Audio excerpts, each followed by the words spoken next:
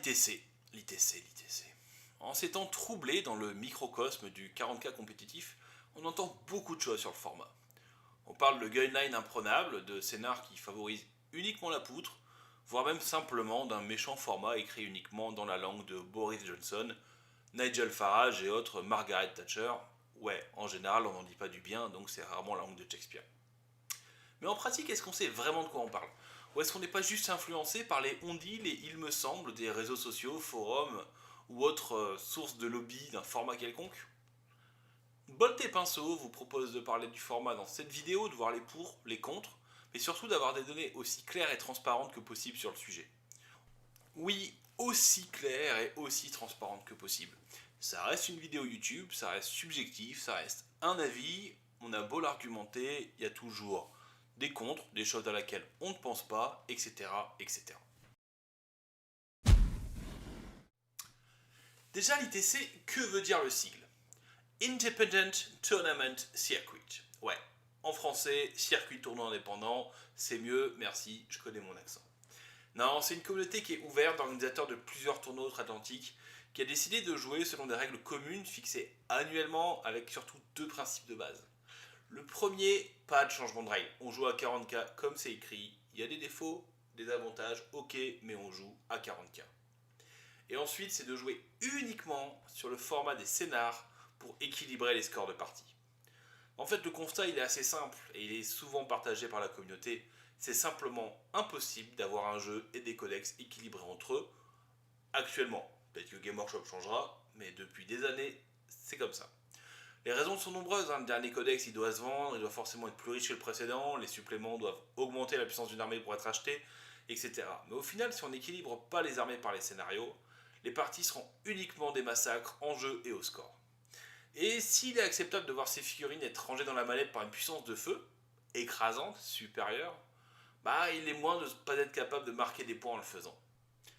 Du coup, naturellement, on en arrive au rule-pack en lui-même. Donc comment ça se joue, avec quelles armées, et surtout comment ça se déroule.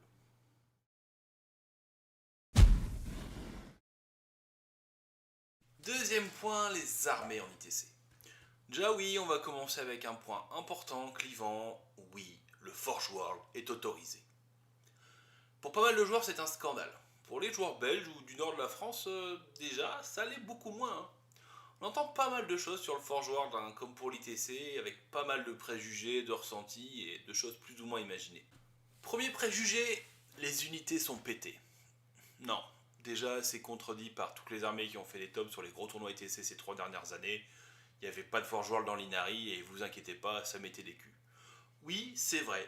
Actuellement, on retrouve le Dread Léviathan et les Dreadnought Chaplin, par exemple, dans les armées Iron Hands.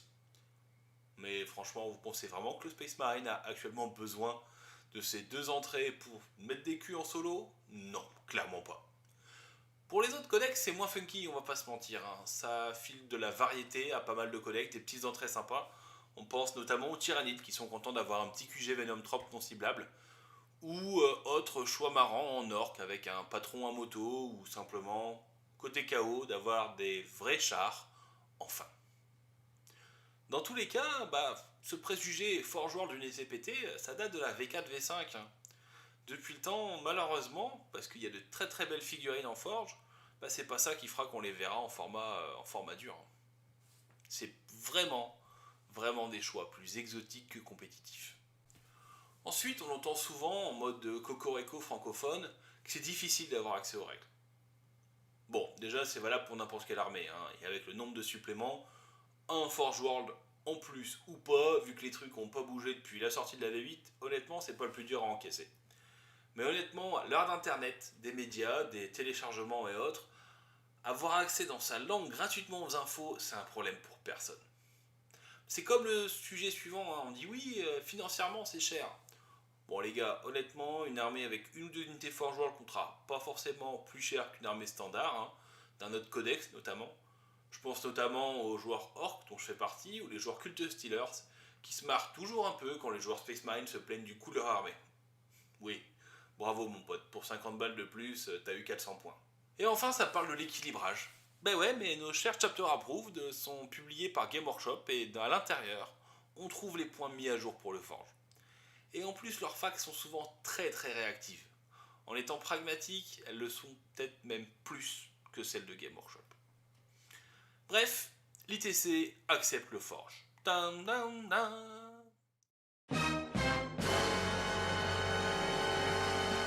Non, mais quand on regarde, franchement, à part faire plaisir aux modélistes et amateurs de variété, les rares listes compétitives qui en profitent sont des variantes de listes normales avec des petites créations, des petites variations basées sur une ou deux entrées, pas plus. Et pour le reste, on est juste dans du format compétitif 40K. Ça se joue en général à 2000 points, un triplet max de datasheet, bref, on respecte ce qu'a dit Game Workshop, on a une liberté sur les troupes et les transports, parce qu'il faut vendre de la figurine, merci Games, et parce qu'il faut respecter le jeu, merci l'ITC. Il joue à 40K, quoi. C'est pas mal pour un tournoi de 40K. Bon, puis maintenant qu'on parle tournoi, on va y aller. Comment qu'on gagne en ITC? Troisième partie, les missions du champion en ITC. Ouais, je vous épargne le coup de l'accent français encore une fois. Le nom est humble, sans prétention, tout ricain quoi. Enfin bref. Elles sont décomposées un peu différemment de ce qu'on a l'habitude d'avoir, notamment dans les missions combinées comme les anciens Rule Pack ETC. Le premier point, c'est un détail, mais c'est le type de déploiement. C'est ceux du bouquin de règles. Ça varie à chaque partie aléatoirement. Bref, du 40K, encore une fois, comme dans le bouquin. On ne sait pas comment seront les zones quand on place les objectifs, c'est plus dur d'optimiser, de se faire simplement un château imprenable en scorant les objets facilement. Désolé les joueurs tôt et autres marines. De la même manière, les scénars qui demandent de brûler les objectifs, c'est un peu plus excitant. Le défaut, oui, par manque de bol, vous pouvez jouer tout un tournoi sur le type de déploiement qui déplaît. Et soyons honnêtes, la diagonale, c'est tout le temps pénible à mettre en place, non? Point suivant, c'est le placement des pions objectifs. C'est un peu plus varié, il y a certains scénars qui imposent le placement, d'autres qui laissent les joueurs s'en occuper. Honnêtement, il y a autant de défauts dans un cas que dans le second, mais encore une fois, zone de déploiement aléatoire, on évite les parties jouées d'avance avant même qu'elles ne commencent. Premier point intéressant, vraiment spécifiquement, on est sur les missions primaires qui rapportent de 0 à 24 points. Le système de score est assez simple. À la fin de son tour, on met un point si on tire au moins un objectif, et au moins un point si on a mis au moins un capé à l'adversaire. Déjà, la grosse différence au niveau du scoring d'Objo, c'est que c'est en fin de tour. On entend souvent que le jeu est plus ou moins basé sur la poutre, alors attention, vraiment la manière de prendre les objets, c'est aussi une façon d'orienter le jeu sur la létalité ou la mobilité et le grain de contrôle. En marquant des points, en étant au début de son tour sur un objectif, on laisse un tour à l'adversaire pour réagir. Donc on laisse au mec qui a 3 Thunderfire le temps de nettoyer votre objectif. Ce faisant, du coup, on peut pas simplement envoyer des unités prendre des points, parce que ça revient forcément à donner un capé à l'adversaire, mais aussi, on n'est même pas sûr que ce capé se transforme en point de guerre éternelle pour nous au tour suivant. Heureusement, le format ITC favorise un scoring en fin de tour, donc si vous sacrifiez votre unité, au moins vous aurez marqué votre point. Ensuite, le point pour avoir détruit au moins une unité ennemie permet deux choses.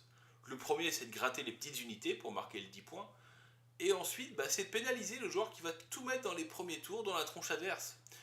Si vous êtes rasé T4, forcément l'adversaire mettra pas de KP au T5 et au T6 et il scorera plus. Bon, vous non plus, c'est vrai, mais vous aurez tenu autant de temps que nécessaire. Là où un score basé uniquement sur un différentiel ne fera aucune différence sur votre mort T1 ou T6. Ensuite, en fin de round, on compte simplement. Le joueur qui a le plus d'objectifs que l'adversaire, c'est un point bonus. Celui qui a mis le plus de KP, un point bonus. Cet avantage en fin de round permet une fois de plus de mieux jauger et juger les actions à faire, et encourage à jouer en second.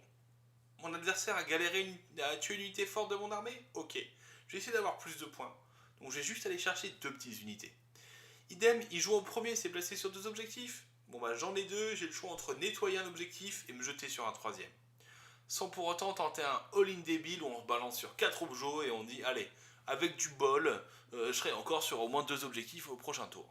Pour conclure et résumer cette partie sur les objectifs primaires, les objets permettent de réguler le jeu. Ça oblige à penser sur 6 tours pour avoir le maximum de points et ça pousse à faire des choses basées sur le contrôle de table et ou la létalité selon le match-up. Le gros défaut, on va pas se mentir, c'est que c'est super répétitif. Ça varie très peu d'une partie à l'autre.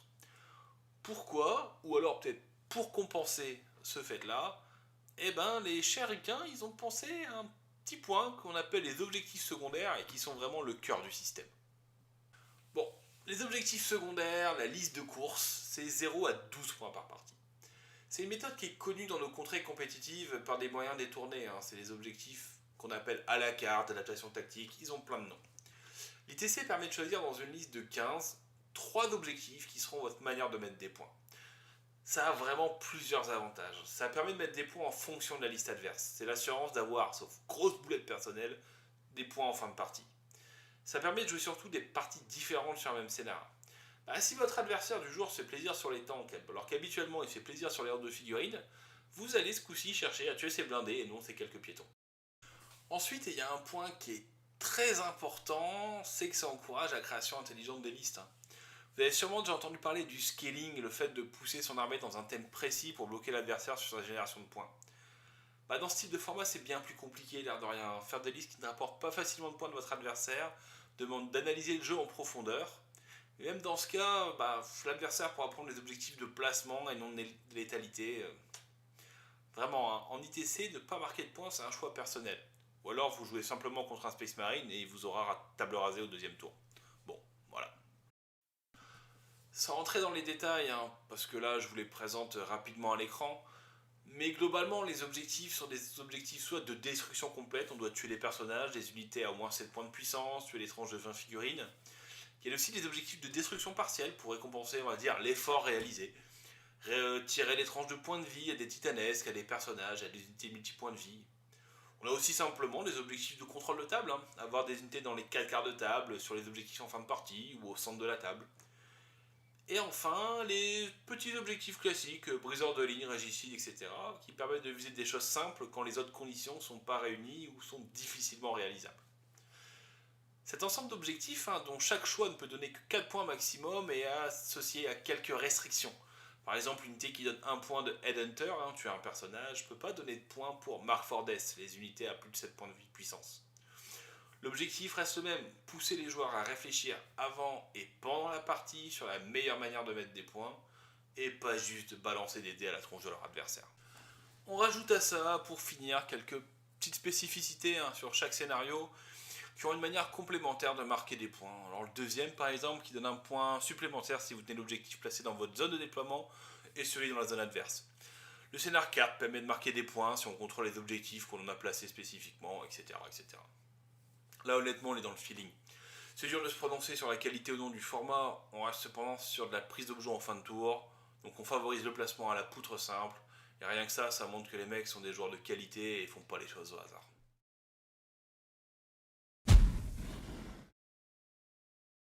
Pour conclure, si le format ITC est devenu la base du jeu compétitif outre-Atlantique, c'est pas pour rien.